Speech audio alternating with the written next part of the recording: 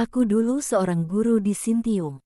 Aku seorang proselit. Dan sekarang aku bukan apa-apa. Aku hidup seturut realita fakta. Dan aku membenci. Seperti aku dulu dan aku masih membenci. Siapa yang membencimu? Semua orang. Dan Allah yang utama. Perempuan itu adalah istriku, dan Allah membiarkannya berlaku tidak setia terhadapku dan menghancurkanku. Aku dulu bebas dan terhormat, dan Allah membiarkanku menjadi seorang narapidana yang menjalani hukuman seumur hidup. Allah meninggalkan aku. Manusia tidak adil. Baik Allah dan manusia menghancurkan aku. Tidak ada yang tersisa di sini, dan dia menebah dahinya dan dadanya. Padahal, di sini, dalam kepalaku, ada pikiran-pikiranku, pengetahuanku. Di sini yang tidak ada apa-apa, dan dia meludah penuh kebencian. Kau salah. Kau masih punya dua hal di sana. Apa itu? Kenangan dan kebencian. Singkirkanlah. Jadilah sama sekali kosong, dan aku akan memberimu sesuatu yang baru untuk ditempatkan di sana. Apa? Cinta. Engkau membuatku tertawa. Aku sudah tidak tertawa selama 35 tahun, sobat. Sejak aku punya bukti bahwa perempuan itu tidak setia padaku dan berselingkuh dengan si Romawi saudagar anggur. Cinta bagiku adalah seperti aku melemparkan perhiasan-perhiasan berharga pada ayam-ayamku. Mereka akan mati akibat tak dapat mencernanya, terkecuali mereka mengeluarkannya bersama kotoran mereka. Hal yang sama akan terjadi atasku. Cintamu akan menjadi suatu beban untukku, jika aku tidak dapat mencernanya. Tidak, sobat, jangan berkata begitu. Yesus menempatkan tangannya ke atas pundak si laki-laki. Ia tenggelam dalam duka mendalam dan secara terbuka. Laki-laki itu menatap padanya dengan satu-satunya matanya, dan apa yang dia lihat pada wajah yang teramat manis dan elok itu membuatnya keluh terkesima dan mengubah ekspresinya. Dari sarkastik dia menjadi sangat serius dan lalu sangat sedih. Dia menundukkan kepalanya dan dengan suara yang berubah dia bertanya, "Siapakah engkau?"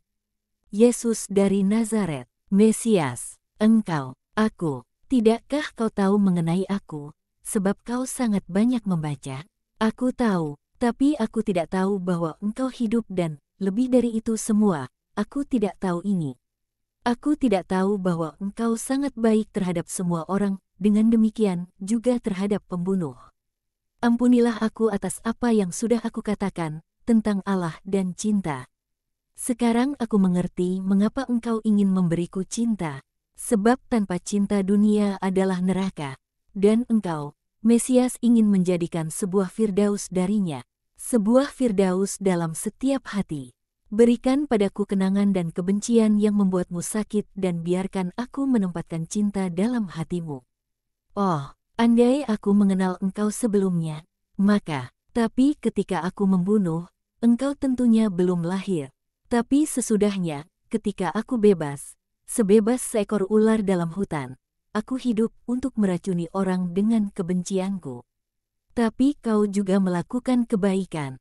Bukankah kau katakan bahwa kau menyembuhkan orang-orang lewat tanam-tanaman obat? Ya, untuk bertoleransi. Tapi berapa kali aku harus bergulat melawan hasratku untuk meracuni mereka lewat ramuan beracun?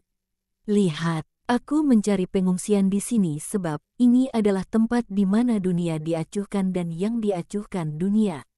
Suatu tempat terkutuk. Di tempat-tempat lain aku membenci dan dibenci dan aku takut dikenali orang. Tapi aku jahat. Kau menyesal sudah mencelakai sipir penjara. Tidakkah kau lihat bahwa masih ada kebaikan dalam dirimu? Kau tidak jahat. Satu-satunya masalahmu adalah bahwa kau punya sebuah luka besar yang menganga, yang tak disembuhkan siapapun. Kebaikanmu mengalir darinya bagai darah dari sebuah luka. Tapi jika seseorang merawat lukamu dan menyembuhkannya, saudaraku terkasih, kebaikan akan meningkat dalam dirimu, sebab kebaikan tidak akan lagi lenyap sebab membentuk. Laki-laki itu mencucurkan air mata dengan kepala tertunduk berusaha menyembunyikan air matanya. Hanya Yesus yang berjalan di sampingnya melihatnya. Ia memperhatikan tapi tidak berkata apa-apa lebih lanjut. Mereka tiba di sebuah gua yang terbuat dari puing-puing dan gua-gua gunung. Laki-laki itu berusaha membuat suaranya kedengaran mantap lalu berkata, "Di sini. Silakan engkau masuk. Terima kasih, temanku. Jadilah baik." Laki-laki itu tidak mengatakan apapun dan tetap tinggal di tempatnya. Sementara Yesus bersama para rasulnya melangkahi batu-batu besar yang pastilah bagian dari tembok-tembok yang sangat kokoh. Mengagetkan kadal-kadal hijau dan serangga-serangga bertampang jelek lainnya, memasuki sebuah groto besar yang berasap, yang pada tembok-temboknya masih ada tanda-tanda gambar zodiak dan hal-hal serupa. Di suatu pojok yang dihitamkan oleh asap, terdapat sebuah ceruk dan di bawahnya ada sebuah lubang yang kelihatan seperti sebuah lubang riol untuk air. Kelelawar-kelelawar yang bergantungan dalam gerombolan-gerombolan menjijikkan, menghiasi langit-langit dan seekor burung hantu, yang terganggu oleh terang dari sepotong dahan yang telah dinyalakan Yakobus guna memastikan bahwa mereka tidak menginjak kelajengking atau as, sama dengan ular kecil berbisa. Mengeluh dengan mengepak-ngepakkan sayapnya dan menutup mata jeleknya yang tak dapat menahan terang. Burung itu bertengger di ceruk, dan bau busuk bangkai tikus, wesel dan burung yang membusuk yang ada di kakinya bercampur dengan bau busuk tahi hewan dan tanah yang lembab. "Sungguh suatu tempat yang menawan," kata Petrus. "Tabormu dan lautanmu jauh lebih menyenangkan, bocah."